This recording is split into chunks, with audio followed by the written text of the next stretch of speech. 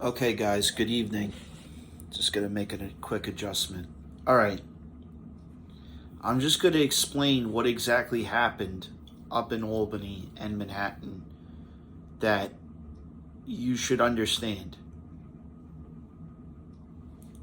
When Trump was president, they had a coronavirus pandemic, and the governor at the time was Cuomo, and he basically said they had to shut down and everyone had to be they had to go virtual with college, and some of the jobs some of the jobs had to be temporarily closed.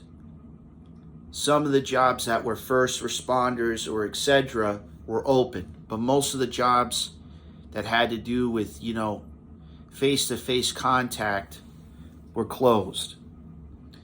At that time, I was doing stuff for the AmeriCorps.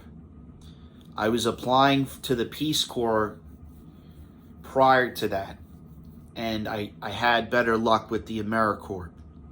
But there was someone from the federal government named Michael Suvero who was my boss, and at the time prior to that, I had certain private investigation licenses, and I wanted to go into law school.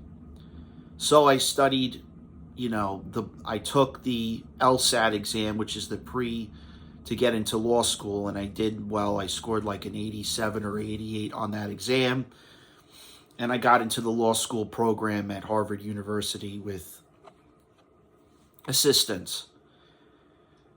But I had to do certain things to pay off debts for the loan. I applied for the AmeriCorps so I could get a PhD, and also when I took the bar exam, I also studied certain religious studies to begin with. I converted to Judaism. I started understanding that in the Jewish faith, that there were a lot of things that they were following that the Christians were not following, and that is that most of Christianity now has turned pagan. It's turned into satanic behavior. You guys are worshiping, Santa Claus. Santa Claus is coming. Meanwhile, you guys don't understand. There's a heretic called Nimrod. His birthday is around that date. Jesus or Joshua, his birthday wasn't in December. His birthday was in April. His birthday was April 17th. There were several studies that was done on the History Channel that can prove that with scientific fact. Just like there's a thing with the calendar system, which we run on a 13-month calendar system, not a 12-month calendar system. And that Gregorian calendar is run by the Vatican. So the reason why I'm bringing this matter up, the reason why I'm bringing all this up to begin with, is the president had an administrator from the Federal Bureau of Investigation do an investigation on a group of people. There was a group of people that were in New Jersey, New York, and Connecticut. They were taking checks, and I'm gonna pretty much, not gonna write everything down, but I'm gonna pretty much explain it as best as I could, because this information is public and you should be aware of it. And it has to do with what I was doing. So at the time, Harold Peterson and I were in the AmeriCorps. We were in the public defender's office. There was a guy that had a Bethpage Federal Credit Union account. It had gotten compromised. The bank had listened to him, and he had a Chase account, and they had to switch the account. But they weren't originally going to resolve this matter. Zell had to get, brought this up in front of a federal judge, and Zell got in trouble for a multi-class action lawsuit because they committed personal identity theft on several people. It was a class action lawsuit during the pandemic. But I'm going to explain to you what the Universal Commercial Code is and why it's important in regards to a lot of these crimes and etc. So, these group of individuals would take paper like this, and they would go on a very smart phone device. They would use like the iPhone or Android, like a Samsung or a cell phone.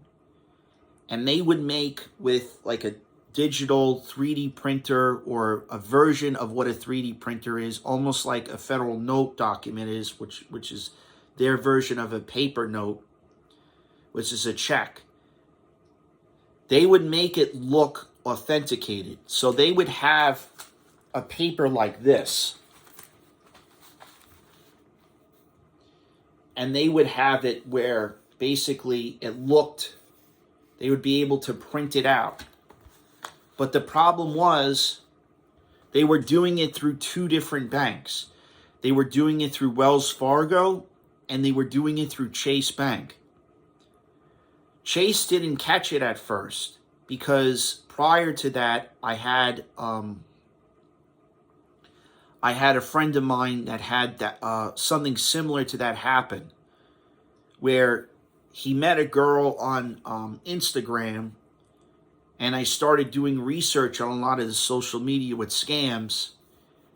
These people were doing, they were taking fake fraudulent checks. They would do this thing called lover syndrome, which means that they would say, oh, that they want to be in a relationship with so-and-so. They would have the men or the women, depending on who they were. There was a group of people that were doing it. They would go into like a supermarket, like a Staples or a Best Buy or etc. And they would get gift cards. And what they would do was, this is a scam that they basically did. And this is what I basically told Department of Financial Services and the State Department and federal had to do an investigation. They were having the people go into the store and get $100, $200 gift cards. They could have been Amazon, they could have been eBay, they could have been Apple or etc. And they were exchanging it. They would have this lover syndrome or whatever term you call it, where they would pull a con. This person that had been affected, that's what basically happened to him. He didn't even know. The person, I found out, I knew who the person was. One of this person's friends basically had to up and admit it to me in an apartment. So basically, I had a camera. I want to just show you so you're at least aware. I had a camera like this, but it was a black version of this camera. The original stuff I kept, as a data for evidence, and I gave it over to the police and the federal authorities because it was a serious matter. But the reason why I'm bringing this up is, if you're on Instagram or Facebook or etc., and you start getting any red flags in your mind that, you're texting a person or you're on a WhatsApp or a Telegram or etc., and these people are asking for gift cards or money, do not spend time with any of those people, because there are a lot of scammers and criminals that are on social media. And they have, the FCC and the FTC has filed many motions on Facebook, Instagram, and etc. on social media, as well as Telegram, that they need to bring this evidence over to the state or federal departments. Now, we caught these individuals for doing this. We caught them. They got apprehended and arrested. But the problem is that Harold Peterson got affected because of this. I ended up finding out he passed away. Something very suspicious happened in his death, which I find very suspicious. He was a federal agent. I ended up finding out through this information that I was doing stuff for the federal agency even before this, and they never told me anything. My professors were just hint in prior to this, and this is something I started realizing. This is why I want to bring this up with this YouTube and things in general, so you guys are aware of this, of these crimes. When I was, prior to Harvard University, I was at Cornell. Prior to that, I was at Nassau Community College. I studied criminal justice. So I know a lot of these people that deal with crimes and that are officers that deal with this on an everyday occurrence. These people are affiliated with the Kardashians and the Jenner family. Now, they are not going to, I'm going to explain this. As a person that understands the Jewish and Muslim behavior and understands Sharia law and Sitar law to begin with, because they're very similar, because mitzvah and Sharia law are very similar in nature. Those people are not considered, I would not be doing any business with any of those people. If you have any business with Kim Kardashian or any of her relatives, I would walk in the opposite direction, because I'm going to explain this. When I had my apartment with my friend, we had to confront her in New York City, in Manhattan, in Columbus Circle, where my apartment was. And she couldn't fucking be, she was not being honest. I apologize for cursing. She was not honest with what she was saying. She wouldn't answer any questions. And she was avoiding certain things. So I'm going to say this to Balenciaga and any of your affiliates to begin with in Europe.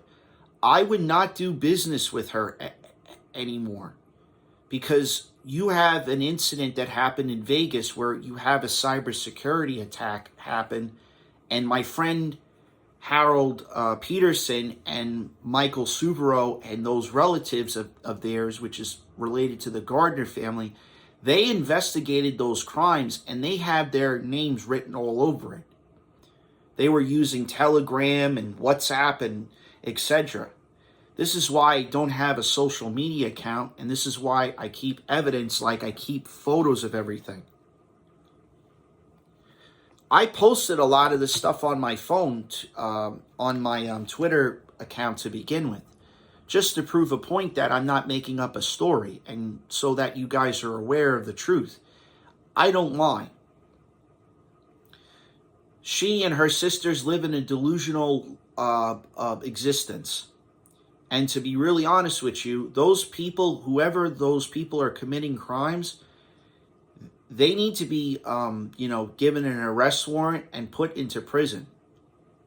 And if they're, I'm going to say this in the nicest way possible, and I'm going to need you're going to need to explain this to certain people. The Skims, the Good America, and etc., they had all that stuff in my name. See, my financial advisor, Mr. Rocco, basically explained to her relatives and her mom to begin with, you cannot put information in their name and commit tax evasion. Another thing I'm going to explain, those houses that are in their names, they're in my names. They're not in their names. So whatever they're saying by, they say they have a mortgage license, or they have a law license, or they went to this, they're not being honest with you.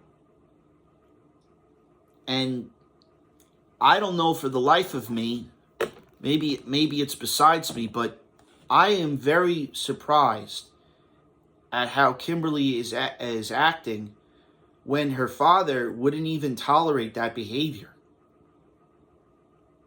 And I'm going to say this in the nicest way possible.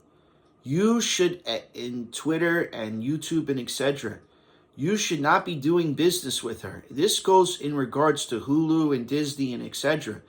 They are considered criminals. They are associated with group of people that are committing check fraud. And no offense, they should be blacklisted from any banking to begin with. Now, you have a person named Kanye West, which is her ex-husband. I never met this person. During that time that he was married to her, he didn't know this, but I found out this later with a couple of friends of mine that know her. She was doing a lot of shady behavior. You can't, I'm sorry to say this, Kim, you cannot drug a person and put someone in a psychiatric hospital. He's not crazy. You're crazy because you've been doing drugs since you're a teenager. And your mother, I don't know, for the life of me, Miss Christine, you shouldn't be having custody of your kids to begin with because you've been doing drugs since you were a teenager. And you had an uncle of yours that was my relative that told you 50 billion times, you need to go speak to a psychiatrist. Now, I have a relative over there that's in the sheriff's department named Mr. Rodriguez, besides the one up in Albany to begin with. You don't have a right to stay in those houses anymore. Your houses do not belong to you anymore. You signed you don't understand how a contract works. You guys didn't pay me, and not only did you not pay certain people or my relatives, you tried to steal licenses that do not belong to you anymore. Now, I had a relative named George Gatchen. George Gatchen didn't go by George Gatchen. He went by John George Trump. Those people that are my relatives to begin with, but with George, which is his father, Arthur, he was with the Dracula family, which is the original family of the Gita family. That was my great-grandfather's original name. George's father's name was Arthur. It was Arthur Dracula, but prior to that was Arthur Gita. The thing that I'm bringing this up, the reason why I'm bringing this matter up to begin with, is he had assembled a lot of the stuff in the Central Intelligence Agency even before I was born. And not only that, you have William Gardner, who was William Grantner, who was my great-grandfather on my mother's side of the family, and he set up stuff for the federal government. He was in a version of what the federal FBI is, but they're called the United States Marshal Service. So I'm going to explain this. Balenciaga and etc. My relatives are from the Gita and Gardner family. My family is very, very old. She should not be doing that. No offense, to the Balenciaga organization, to your company, and to the company that's the parent company. You should not be doing business with her. She committed check fraud. And no offense to her, she shouldn't be allowed in New York or California to begin with. That business Skims is not her business anymore. It belongs to me. Her mother had to transfer all of the assets to me because they're not keeping count of any of their records. So when you guys, I'm going to explain this so you're at least aware how a rabbi works, or how a person works in this statute. You don't extort a person and then have a military person come into my house and threaten somebody and point a gun to my head. Now, I'm going to be nice about this. The police department that's in Nassau County, the New York City Police Department, the Sheriff's Department that's in Manhattan, New York City, and Nassau and Suffolk. I'm going to say this in the nicest way. If you see that individual, you should arrest them and bring them right to freaking prison and immediately contact the FBI or the Federal Marshal Service. She has a warrant for her arrest. I had to go in front of a judge out in Hauppauge for tax court, and she committed tax evasion. She had things in different IDs in different people's names. She had IDs in her own sister's name. So to me, it's very, very suspicious that behavior like that is tolerated. You're considered a narcissist. Any at that point when you're under Title 18 or the Penal Code, or you're an endanger to society, you get put into a psychiatric facility and they put you under medical evaluation. You can't, your eyes, when you were staying with me, no offense, your eyes were as bloodshot as can be. You were doing drugs or something very, very suspicious. There's no way you were acting like this with your eyes as red as can be. You were most definitely doing drugs. So I'm going to be honest with you, to the Balenciaga organization. I would not be doing business with her.